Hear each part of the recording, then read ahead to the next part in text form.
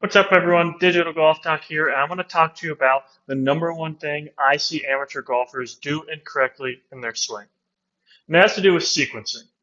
So if you watch any pro, just click around YouTube, put in a slow motion video, and what you're going to see is that when they're at the top of the backswing, the first thing that fires is their hips. The hips uncoil because of the ground reaction forces they create, and then everything else follows. Everything else also adds another element of speed and power to the golf swing, so that when we end with the club head speed, it's moving as fast as it possibly can. Well, what do we see from amateurs usually? We either see one of two things. Everything kind of moves together in a block, or even worse, arms start first, everything gets way out here, and become this massive cut across the ball, and then you hit slice after slice, except every once in a while you'll take a nice pull and launch it 60 yards left and two fairways over. So I want to teach you how you can fix that, because I can bet a lot of money that you're not going to go out on the range today and say, fire my hips first, and it's just going to work. You need a sequence of exercises and drills to make you better at that.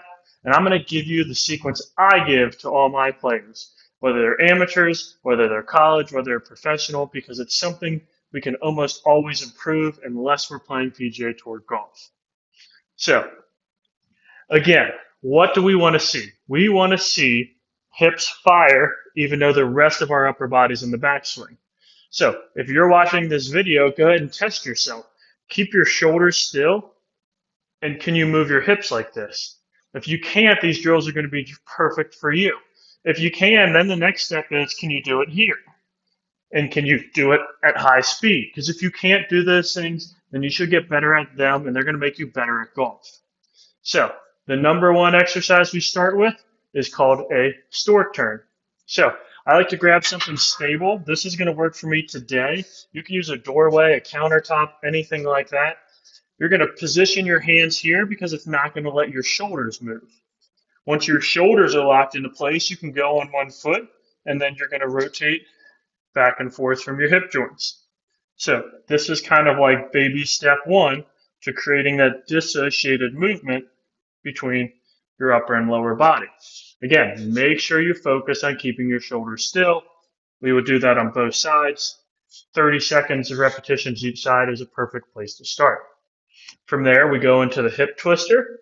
So we're going to have both feet on the ground this time. Feet together, hands positioned again because we want that assistance while we're learning the movement. And we're going to twist our hips back and forth. So now we're getting a little bit more similar to the golf swing because we're on 2 feet.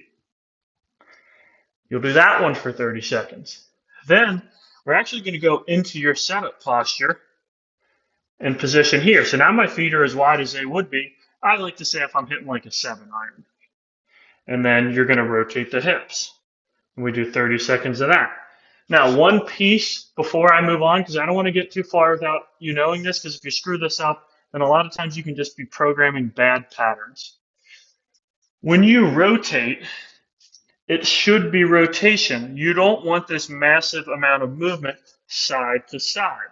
So I like to say you have to be able to rotate in a barrel. So if I put you in a barrel with sides here, I've got to be able to rotate my hips without hitting the sides. Some of you will be way out this way, running into the sides a ton, and that's not what you're going to want to do during the golf swing.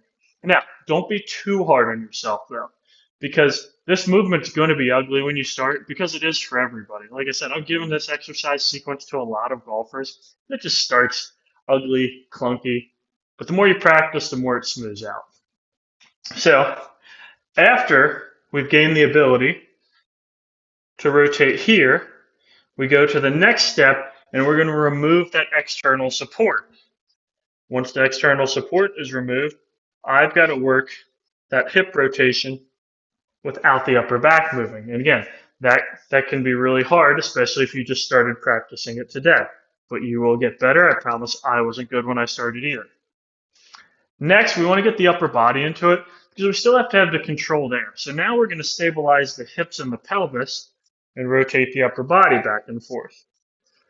It's important that you know my primary concern here is not moving my hips and moving my shoulders. My primary concern is not moving as far as I can.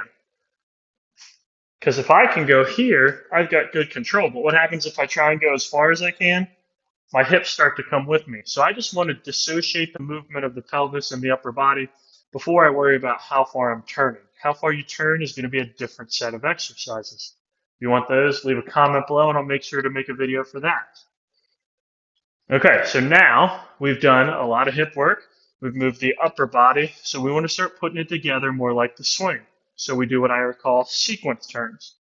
So I position myself, again, set up posture like I'm hitting a 7-iron out that way. I'm going to start here. I'm going to go shoulders without my hips moving. Then I'm going to go hips. Then I'm going to take hips back toward the ball. Then I'm going to bring my shoulders because that's the order everything happens in a golf swing.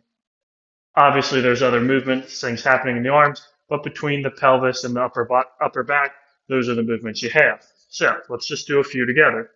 Shoulders, hips, hips, shoulders. Shoulders, hips, hips, shoulders. Shoulders, hips, hips, shoulders. Start slow. Eventually, you want to be able to do it fast. But that's going to take a lot of time and a lot of practice. If you have a lot of trouble transitioning to the sequence turns, go back and watch my video about ground reaction forces because that'll teach you how you're supposed to push into the ground to create that hip movement. And for a lot of my clients, that makes it a lot easier when they struggle with this motion. So that's the sequence, 1 all the way to the golf swing. Practice it. I'm displaying it on the screen right now, so you can write this down if you want or take a screenshot. Work on it. It's probably going to take a few weeks, but if you start on it now, by the time you hit golf season, you will be flushing the ball, and you'll have a little bit of extra distance you didn't notice you had. Thanks for checking in. I'll catch you all on the next time. Digital Golf Docs, tips to help make you a better golfer that you can put in play at home, your home gym, or even just in the living room. Thanks, everyone.